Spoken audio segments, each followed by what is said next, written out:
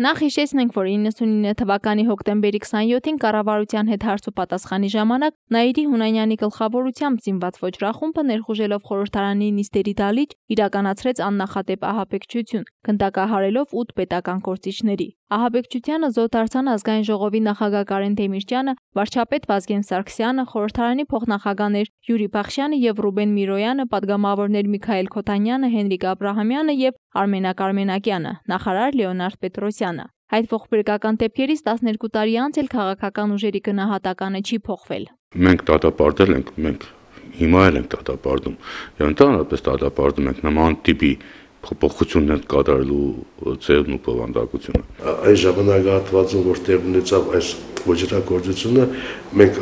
ներքաղաքական եւ ընդհանրապես քաղաքական այնպիսի իրավիճակի մեջ էինք գտնվում, ինչպես գիտեք, Ղարաբաղյան հարցը անդադ արձարծվում էր, այդ ժամանակներում ավելի թեժ թեմով, սա պատիվ չբերեց մեր ազգին, մեր ժողովրդին, եւ մի քանի վիժվածքների պատճառով այդ սև մութ էջը գրանցվեց ընդհանրապես մեր պատմության մեջ։ Նաեւ շատ մեծ բացասական ազդեցություն ունեցավ Հայաստանի Հանրապետության միջազգային իմիջի վրա, որովհետև բավական երկար ժամանակ թե արտաքին ոլորտում, թե ներքին քաղաքականության մեջ մեր պետությունը չէր գտնում իրեն։ Հոկտեմբերի 27-ը ոճրագործություն էր, որը առաջին հերթին ոտնձգություն էր ոչ միայն պետական քաղաքական ականավոր գործիչների կյանքի նկատմամբ, այլև հարված պետականության ողնաշարին։ Այսպիսի կարծիք են հայտնում պատմաբանները։ Ողբերգական իրադարձությունների հետևանքով մենք կորցրեցինք պետության ու ժողովրդի այնպիսի նվիրյալ զավակների, ովքեր իրենց ապրած կյանքով ու գործունեությամբ ազնվորեն ծառայեցին երկրին ու հասարակությանը։ Ահաբեկչություն էր, կարելի ասել, եւ ցավոք սրտի այդ ահաբեկչությունը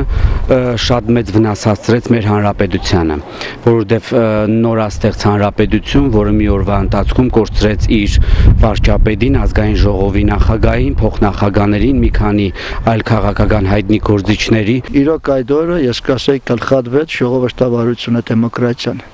Ցավալին այն է, որ այսօր այստեղ չլուսաբանվեց հոկտեմբերի 27-ի դեպքերը, մենք այդպես է չիմացանք, թե ովքեր են կազմակերպիչները, բայց ես լիահույս եմ, որ պատմությունը կաբացուցի եւ կլուսաբանի այդ բոլոր հարցերը։ Դեպքից 12 տարի անց էլ զոհվածների հարազատները ու ոչ միայն նրանք շարունակում են պնդել, որ այդ հանցագործությունը բացահայտված չէ։ Ավելին, մինչ օրս ոչ մի խոսք անգամ չի գնում այդ հանցագործության իրական պատվիրատուների մասին։ Այստեղ ոչ թե կարևոր է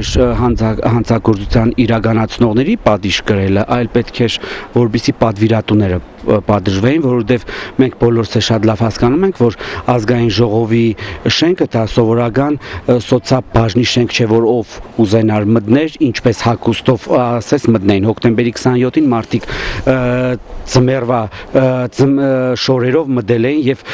հենց ավտոմատները պահել էին հենց իրենց մարմնի վրա կամ նույն զուգարաներում, այսինքն դա շատ լավ ծրագրված ահաբեկչություններ հանրապետության ղեկավարության նկատմամբ։ Կարծում եմ, որ պետք է գտնել կազմակերպիչների, Նայիրունյանն ընդամենը գործիք էր, որն օգտագործվեց այդ եղեռնագործությունը, սկսել կատարել համար, իսկ հիմնական կազմակերպիչները իմ կարծիքով դեռևս պարզաբանված չեն։ 2003 թվականի դեկտեմբերի 2-ի դատավճռով Երևանի կենտրոն եւ Նորք մարաշամայնքների դատարանը ՑՄ ազատազրկման դատապարտեց գլխավոր հանցագործին Նաիրի Հունանյանին ու նրա հանցախմբի 5 անդամներին։ Ստացել են արդյոք ոճրագործներին իրենց արժանի պատիժը կամ երբևէ կբացահայտվեն իրական հանցագործները։ Կարծիքներն այստեղ հակասական են։ Եթե անկեղծ լինեմ, ես նման պատիժ արժանի չէի համարի։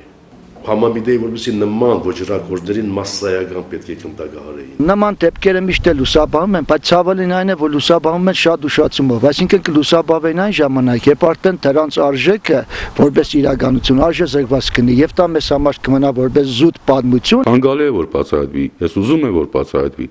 Դա Աստված մի օր բացահայտվի, իմանանք ովքեր են մեղավորը, որովհետեւ նախատիպ այլևս չունենա Հայաստանում չի կարելի նման միջոցներով ինչ որ բաների հասնել։ Ես չեմ հավատում, որ սա կբացահայտվի երբևիցե։ Մենք ունենք իրականացնողներ, որոնք իրենց վրա են վերցրել ամբողջ մեղքի բարդույթը, որ դա իրենք են իրականացրել, բայց իրականում շատ լավ բոլորն էլ հասկանում են, որ այդ հանցագործությունը ուներ պատվիրատուներ։ Մարինե Դերբինյան, Խաչատուր Գևորգյան, Ազդարար։